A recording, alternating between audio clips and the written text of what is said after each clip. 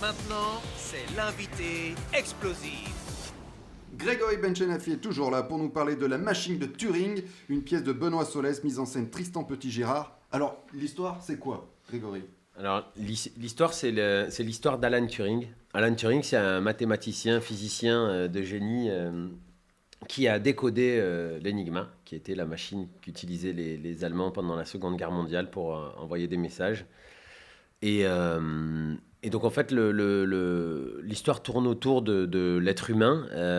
Il y a ce film, Imitation Game, qui parle beaucoup des mathématiques, qui traite uniquement de la période de la guerre. Benoît, lui, a souhaité rendre hommage à l'être humain aussi. C'était quelqu'un il était bègue, il était à part, il était homosexuel. Enfin, pour l'époque, le pauvre, il cochait toutes les mauvaises cases. Il a été condamné d'ailleurs pour Mais bien sûr. homosexualité. Et donc le MI6 est venu le débaucher pour décoder l'Enigma. Il a décodé l'Enigma, mais ils l'ont laissé plonger pour une sordide affaire de cambriolage. Et il a fini par être castré chimiquement et il s'est suicidé.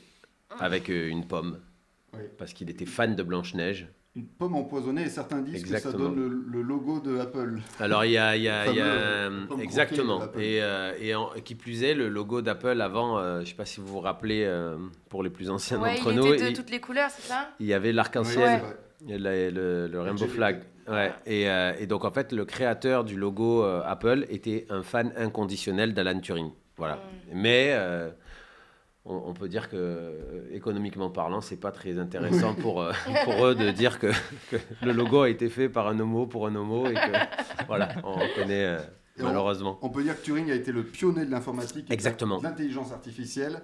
Et il a fait, donc sa découverte de décrypter Enigma, ça a permis la chute du Troisième Reich qui, autrement, aurait pu tenir encore 2 ans de plus.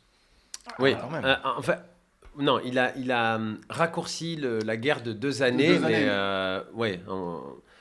Enfin, ça c'est les pronostics qu'ils ont fait, c'est mais les à l'époque, historiens ouais, voilà, les historiens disent ça parce qu'ils pensent que de toute façon le Troisième Reich aurait chuté quoi qu'il arrive, mais en tout cas il a permis de sauver plusieurs millions de vies et c'était un vrai héros. Enfin, c'est extrêmement fort de jouer cette pièce chaque soir parce que il y a une telle injustice dans cette histoire. Il y a quelque chose d'incompréhensible de se dire qu'un mec nous a sauvé la vie et que simplement parce qu'il a eu des préférences sexuelles qui, à l'époque, n'étaient pas acceptées, il a fini tout seul.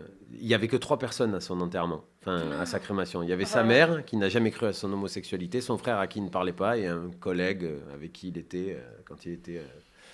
Et il s'est suicidé à l'âge de 40 ans, je crois, 41 ans.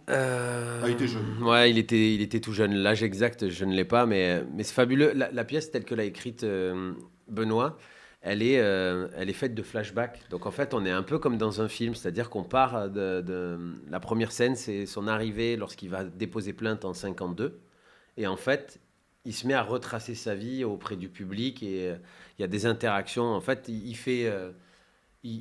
raconte au public sa vie et du coup on part dans sa tête et on voit tous les flashbacks de tout ce qu'il a vécu en fait. Et alors comment on fait des flashbacks au théâtre ? Il y a une scénographie... Il y a une scénographie très intelligente et une mise en scène extrêmement fluide qui permettent justement de comprendre ça. Et il y a l'Enigma, il y a sa machine qu'il a voulu appeler Christopher. En tout cas, Benoît a fait référence au film là-dessus parce qu'il trouvait ça très joli de l'appeler Christopher. Christopher, c'était son amour de jeunesse.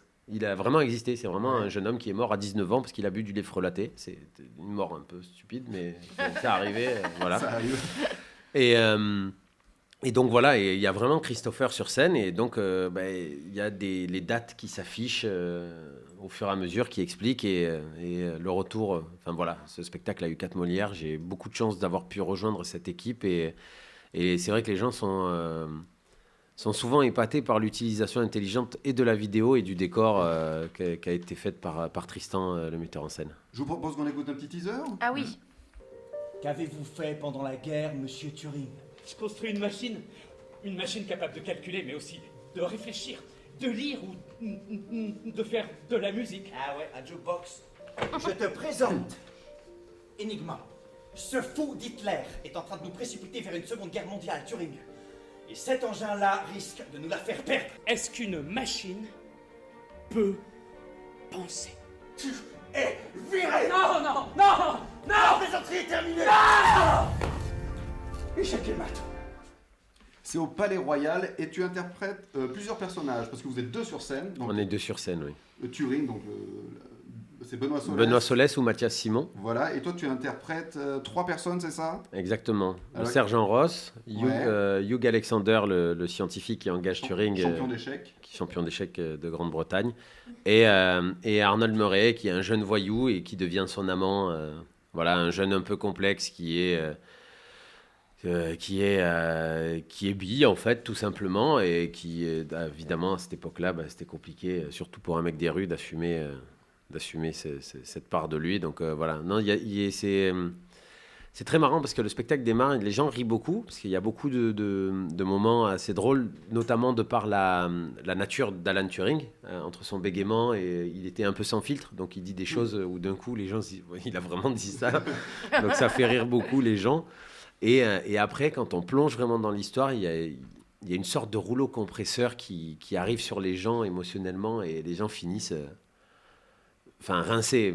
Je l'ai vu en tant que spectateur bien avant de savoir que j'allais jouer dedans et j'ai pleuré pendant 10 minutes en sortant de la salle. C'est un rouleau compresseur émotionnel en fait. Et du coup, nous aussi sur scène, on est porté par ça, quoi. Et vous avez des enfants, des ados qui viennent voir le spectacle? Eh Des bien, familles? il y a énormément... Alors là, justement, le public, il est très éclectique. On a des enfants de 6 ans, 7 ans, 8 ans qui viennent nous voir avec leur famille, les parents. Il y a des familles entières qui viennent avec des enfants de 8 ans, 15 ans, 18 ans, et ils viennent à 5, 6. C'est très bien. C'est hyper touchant. Et là, il y a un soir, il y a un jeune qui devait avoir une quinzaine d'années, 16 ans. Il était en larmes dehors et il nous a demandé s'il pouvait nous prendre dans ses bras, à Benoît et moi, parce qu'il était bouleversé. Mais il pleurait, il n'arrivait presque plus à parler. Et là, on se dit, waouh, ok, cette pièce, le message que Benoît a voulu faire passer, aidé par Tristan et Amaury à la création, fonctionne encore 3 ans plus tard et percute les gens là où ça doit, quoi, dans le cœur. C'est très bien, c'est que c'est réussi. Et tu parlais d'injustice tout à l'heure.